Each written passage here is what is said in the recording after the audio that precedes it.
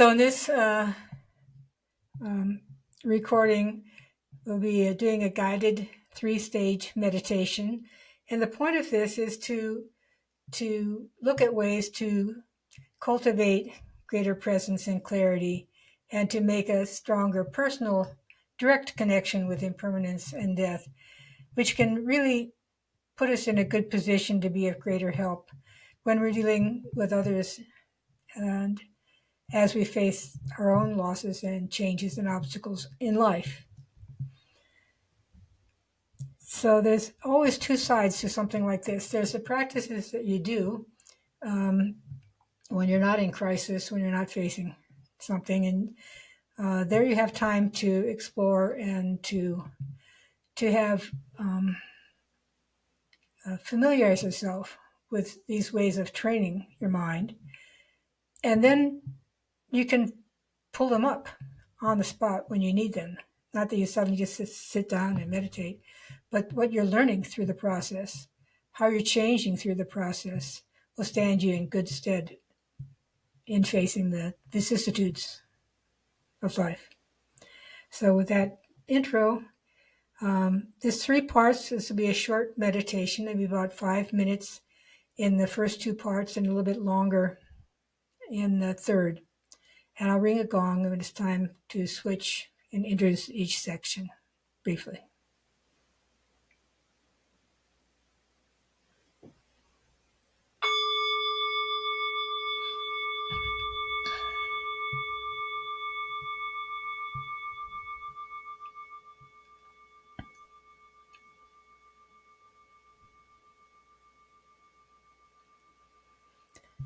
Coming into presence. So assume a comfortable seated position, or if you're lying down, that's okay. The main thing is to come into a feeling of the bodily self, the physicality, and noticing tightness or looseness, and noticing disconnection and connection with that perception, and just settling, coming into your body, feeling the ground underneath you, in the sky above you. And just spend a few moments just feeling a simple human form. There are certain sensory perceptions, certain tightness, certain warmth or coolness.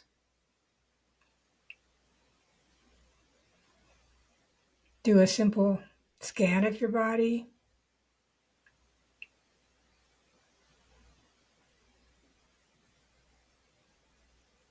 And try not to think about it too much, just to feel it, what's going on. The quality of gravity, quality of balance.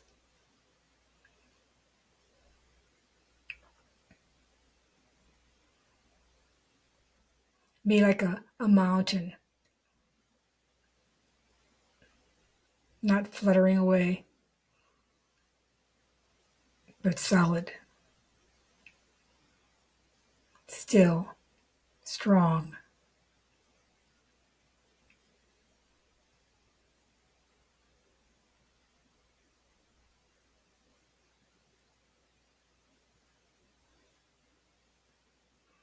Notice your breathing, natural rhythm of it. Notice that quality of rhythm altogether. All sorts of rhythms in your body and in your mind.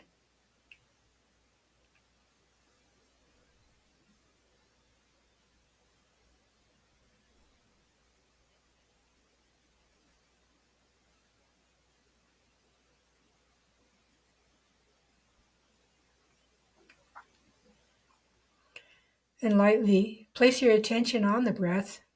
Notice the breathing, breathing out, breathing in, breathing out.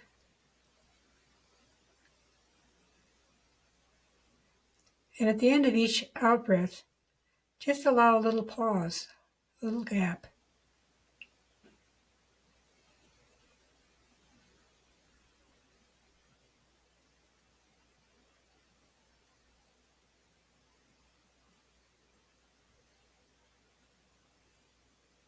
Each cycle of the breath has that quality. We breathe in, we're energized, breathe out, let go, gap.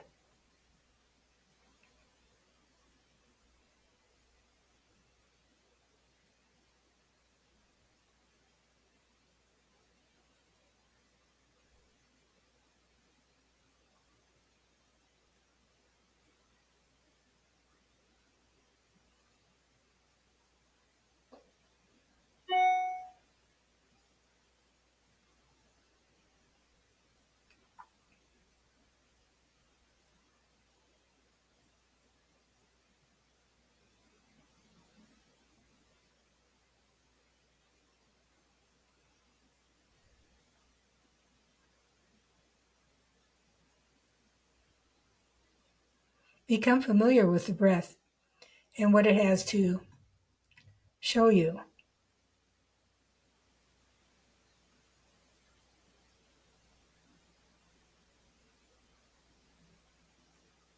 It's very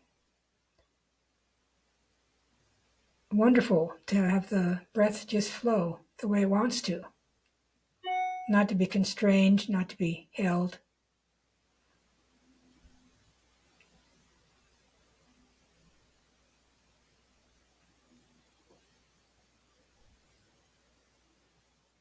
Notice where in the body the breath is coming from. The rising and falling of the belly.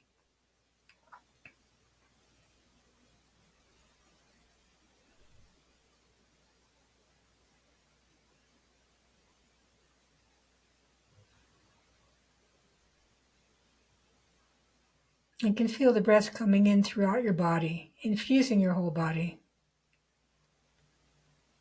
through all the pores of your body. The larger breath in and out, continual connection through the breath with the environment around us.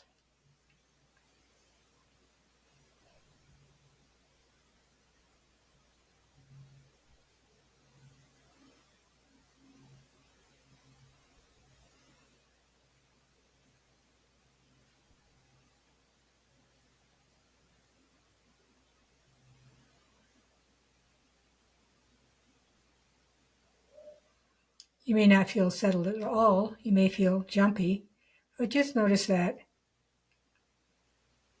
Come back to the breath.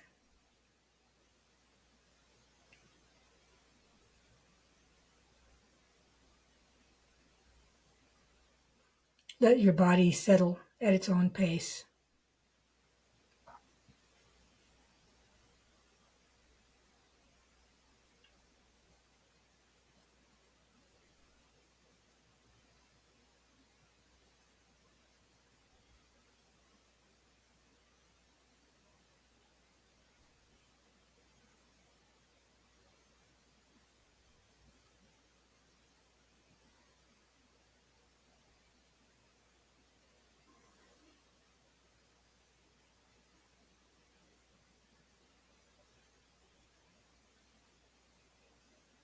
Don't try too hard.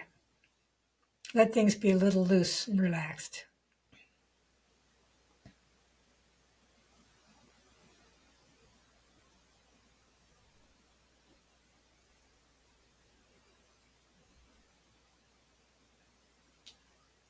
If you can do even those two things, if you can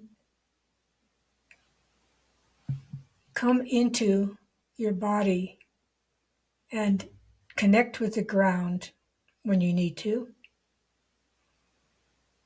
and if you can allow your breath to flow in a nice, easy rhythm, if you can come into the breath, come into the body,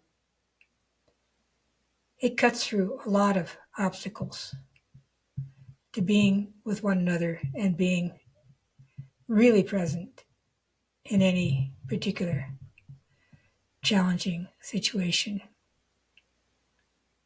When we spin out, we lose that.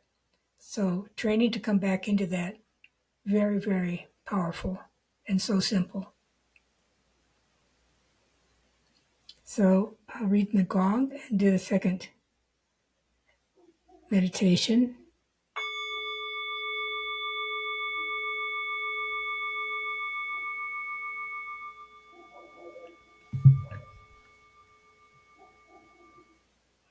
The second part of this threefold meditation is a result or arises from the first, and this is relaxing into clarity. And here,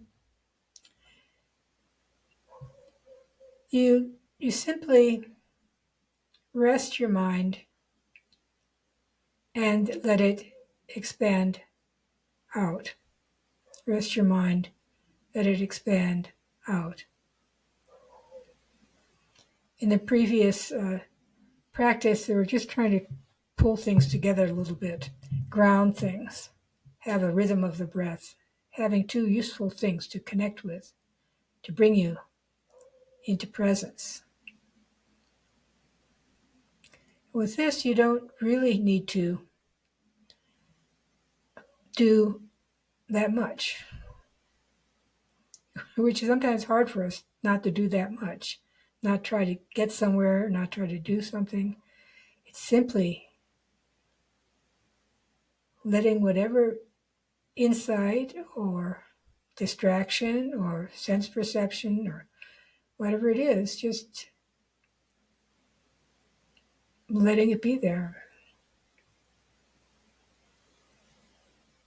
And letting yourself observe yourself, be curious, inquisitive. How is that actually working? What actually happening?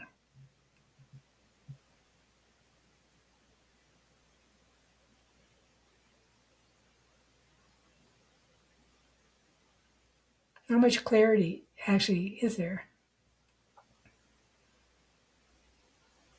What comes up as clear perception?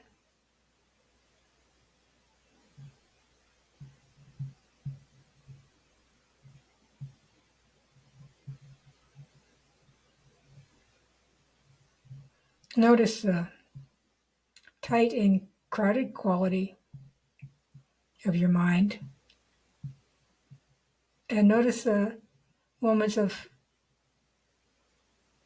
openness and spaciousness of mind.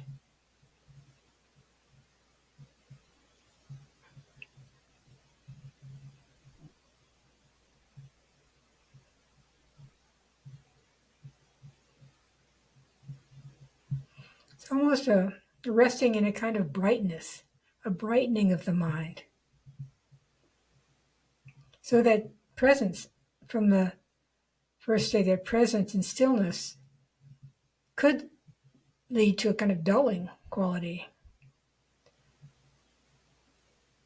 But here, there's a sense of it's almost turning on a light bulb. When you can be still for a moment, be quiet for a moment, possible to release incredible brightness of mind.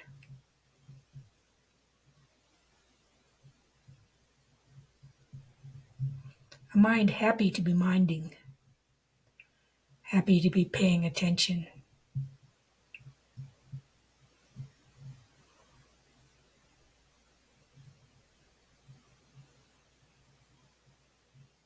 Noticing, alert, an alertness of mind. You must say we're a relaxed alertness.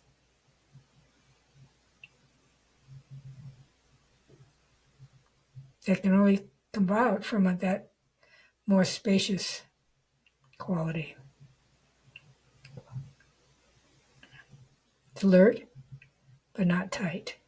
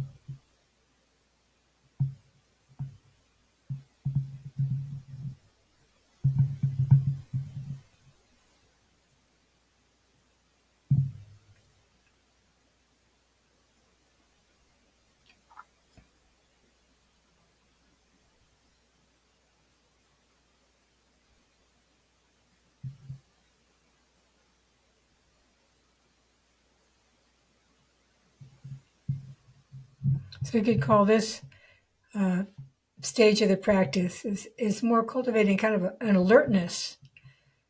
When you're grounded, when you actually come into presence, when you're actually willing to be there, just real as you are, then begin to be able to have receptive intelligence to respond to changes in the environment in appropriate ways, not pre-programmed, not overly distorted by your own blind spots.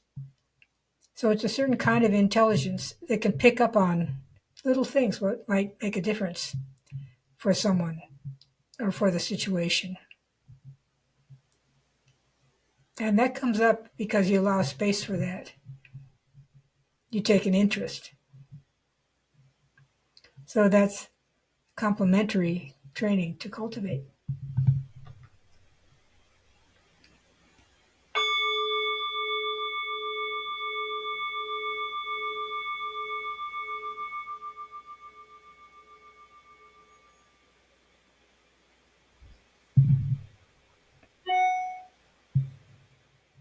The third stage of this guided practice is a guided contemplation of impermanence.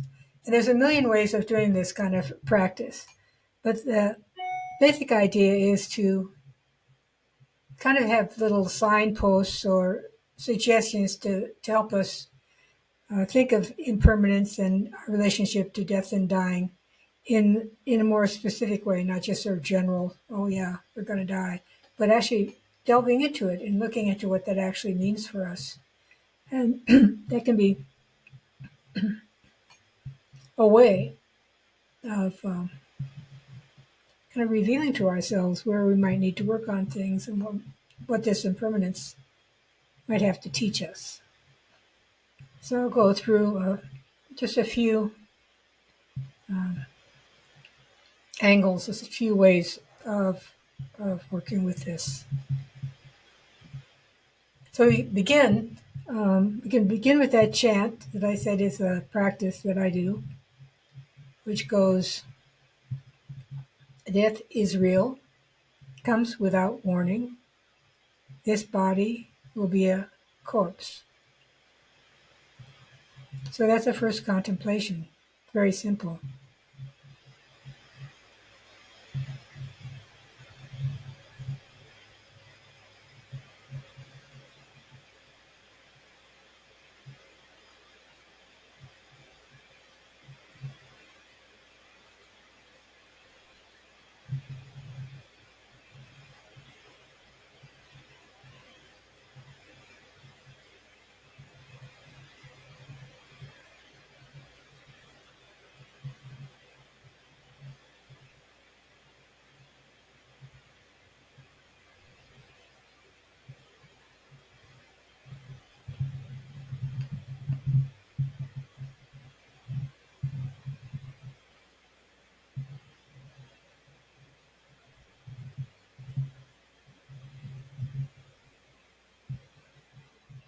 You could think of the universality of the reality of death.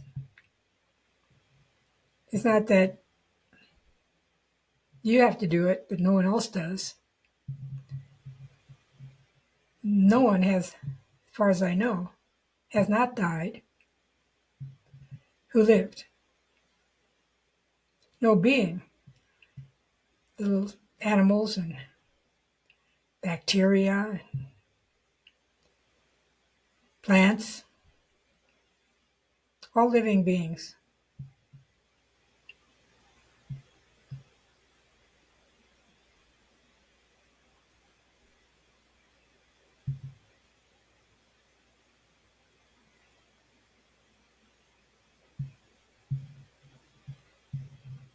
Sooner or later. Some have very short lifespans, even a minute or two. Some live to be a couple hundred years old, even older.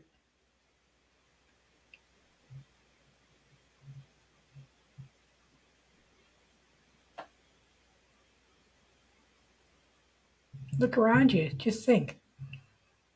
Contemplate that fact.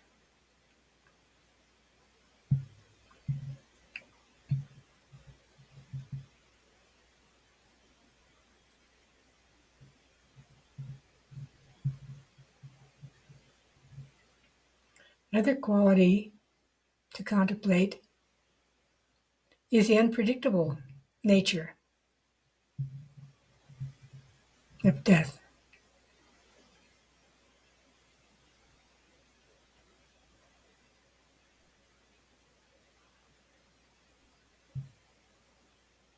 It can come at any moment.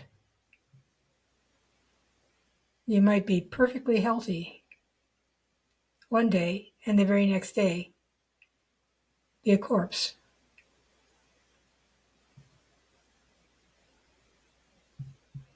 You may have all sorts of ideas of how I'm going to deal with my deathbed, how I'm going to, what my funeral is going to be, and all that. It may or may not happen.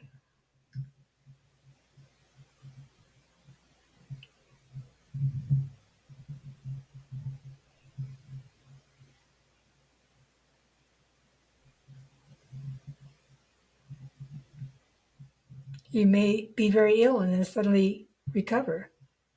You may be very healthy and suddenly become ill.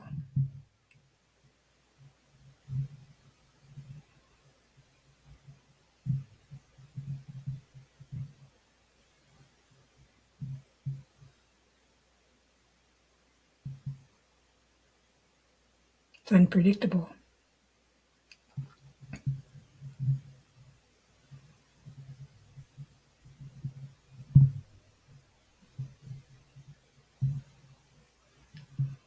You could contemplate the fragility of life.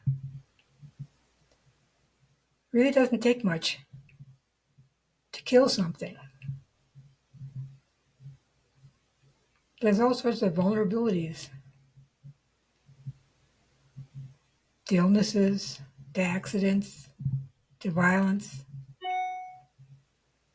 to simple mistakes.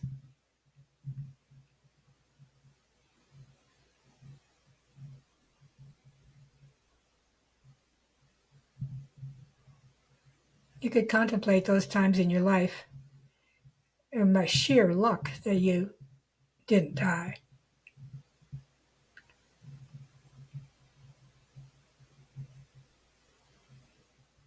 How one moment of not paying attention, that can do it.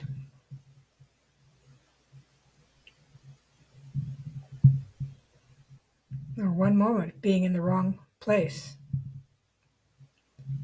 at the wrong time. There's no planning of your own. Boom. So fragile, easily. Myth of our solidity, so easily broken.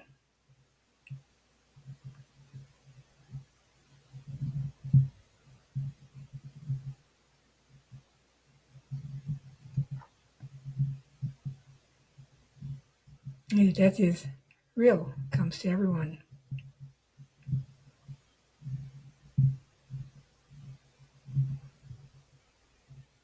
You could reflect on the many people in your life who have now passed on.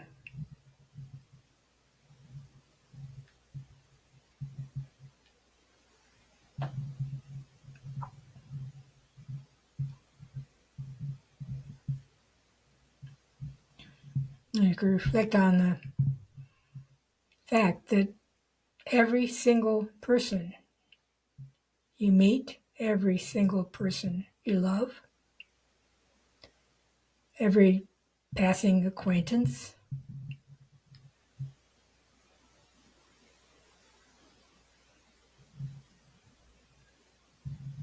all of that will end.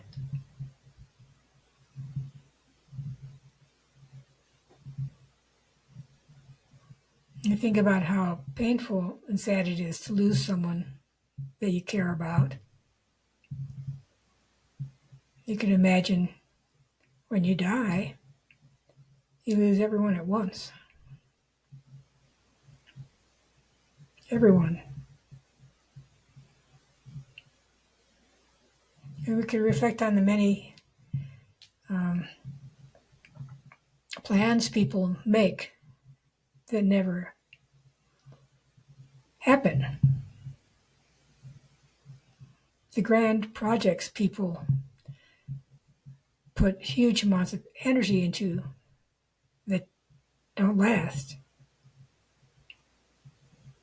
I said every meeting has a parting. Every gathering together has a dispersing. Everything that people create ends up eventually being destroyed. Every grand project has a growth and an end.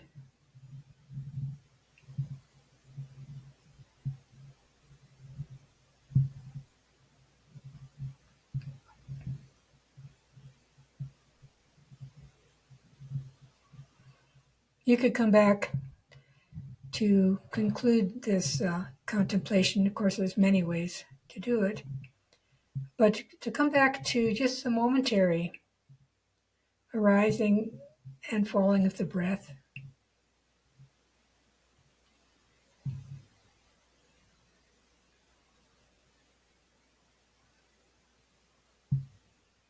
And the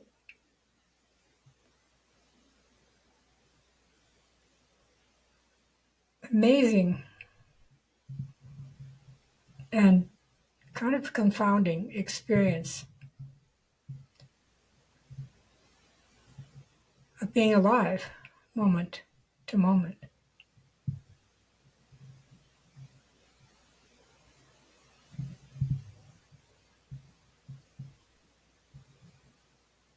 That quality of present moment, quality of present moment experience.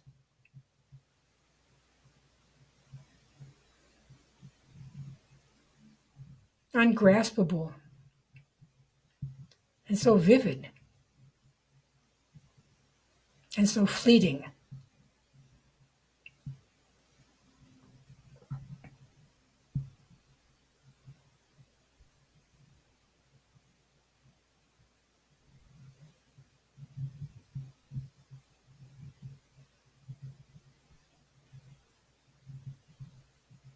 So simple.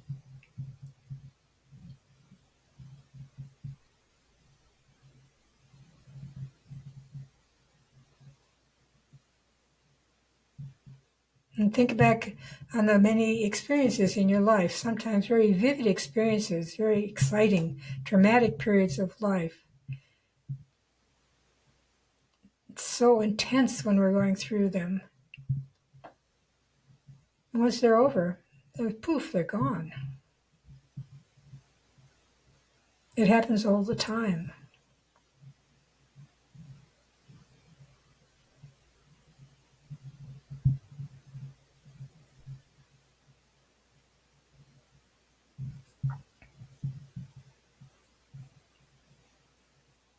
You can reflect on the stale quality that comes with clinging, holding on, grasping. Things become very stale.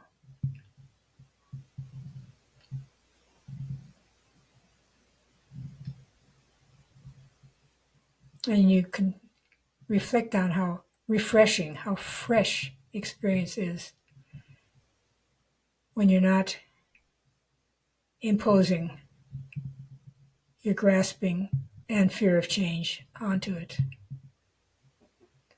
Those moments when you're actually not trying to make something happen, when you're not trying to make something solid, when you forget to scheme.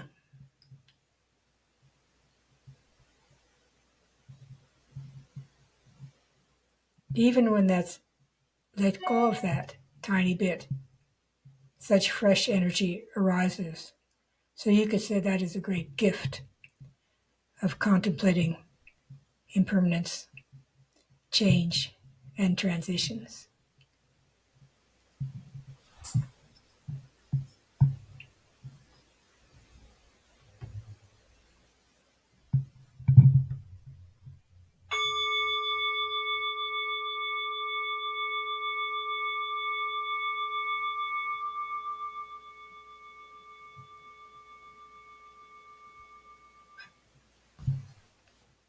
So thank you for sharing that meditation practice with me, and I hope you have a chance to incorporate it into whatever practices that you do and into your daily life. Because oddly enough,